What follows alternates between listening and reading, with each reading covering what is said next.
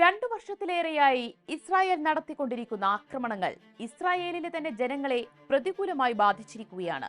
Mental health സുനാമിയെയാണ് Israel നേരിട്ടുകൊണ്ടിരിക്കുന്നതെന്നാണ് Hebrew മാധ്യമങ്ങൾ report ചെയ്യുന്നത്. അത്രമാത്രം ആളുകളാണ് മാനസികാരോഗ്യ ബുദ്ധിമുട്ടുകൾ നേരിടുന്നത്. അവരുടെ എണ്ണം ഏകദേശം 20 ലക്ഷത്തോളം വരുമെന്നാണ് കണക്കുകൾ. ഇസ്രായേൽ സൈന്യത്തിനിടയിൽ മാനസികാരോഗ്യ പ്രശ്നങ്ങൾ മൂലം കഷ്ടപ്പെടുന്നവരെക്കുറിച്ചും ആത്മഹത്യ ചെയ്തവരെക്കുറിച്ചും നേരത്തെ തന്നെ റിപ്പോർട്ടുകൾ ഉണ്ടായിരുന്നു. പിന്നാലെയാണ് ഈ ഞെട്ടിക്കുന്ന കണക്കുകൂടി പുറത്തുവരുന്നത്. 2 വർഷത്തെ ദുരിതം ഇസ്രായേൽ ജനതയെ എത്രമാത്രം ദുരിതത്തിലൂടെയാണ് കടത്തിവിട്ടിരിക്കുന്നത് എന്ന് വ്യക്തമാക്കുന്നതാണ് ഈ കണക്കുകൾ. കൂടുതൽ വിശദാംശങ്ങൾ പരിശോധിക്കാം. സ്വാഗതം ഇൻഡെപ്തിലേക്ക്.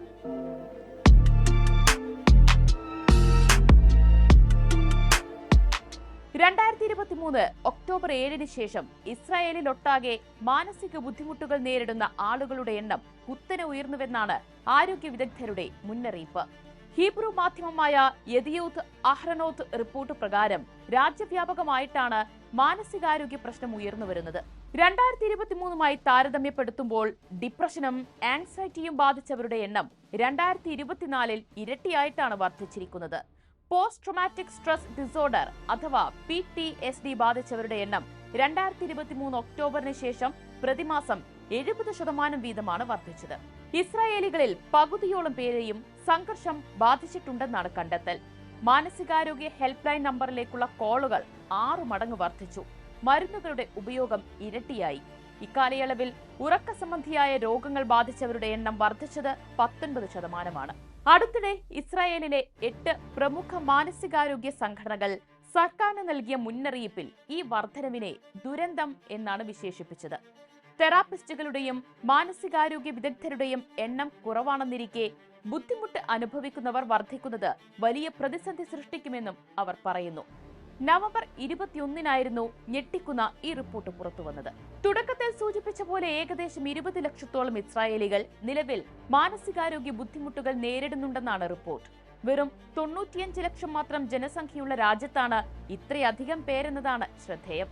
2 വർഷമായി തുടരുന്ന സംഘർഷം ആളുകളിൽ വലിയ ട്രോമ സൃഷ്ടിക്കുകയും വിഷാദം, ഉത്കണ്ഠ എന്നീ അവസ്ഥകളിലേക്ക് തള്ളിവിടുകയും ചെയ്തിട്ടുണ്ടെന്നാണ് റിപ്പോർട്ടിൽ പറയുന്നത്. രാജ്യത്തെ അരക്ഷിതാവസ്ഥയാണ് ഇതിനാക്കം കൂട്ടുന്ന പ്രധാന ഘടകം. ഒക്ടോബർ 7-ന് മുൻപ് ഏറ്റവും സുരക്ഷിത മേഖലയായി കരുതപ്പെട്ടിരുന്ന രാജ്യമായിരുന്നു ഇസ്രായേൽ.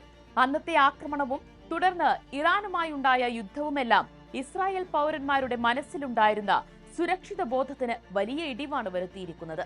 കുടുംബങ്ങളെയും സമൂഹത്തിലെ വിവിധ കമ്മ്യൂണിറ്റികളെയുമാണ് മാനസികാരോഗ്യ പ്രശ്നങ്ങൾ സാരമായി ബാധിക്കുന്നത്.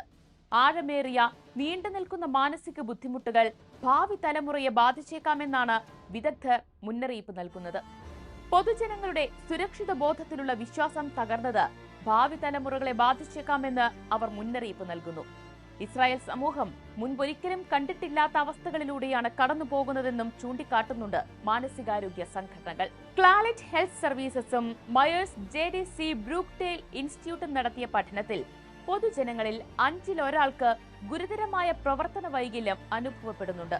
ഒരു വ്യക്തിയുടെ ദൈനംദിന ജീവിതത്തിനാവശ്യമായ ജോലികളോ പ്രവർത്തനങ്ങളോ നിർവഹിക്കാനുള്ള കഴിവ് പരിമിതപ്പെടുകയോ നഷ്ടമാകുകയോ ചെയ്യുന്നതിനെയാണ് പ്രവർത്തന വൈകല്യം അഥവാ ഫങ്ഷണൽ ഇമ്പയർമെന്റ് എന്ന് പറയുന്നത്.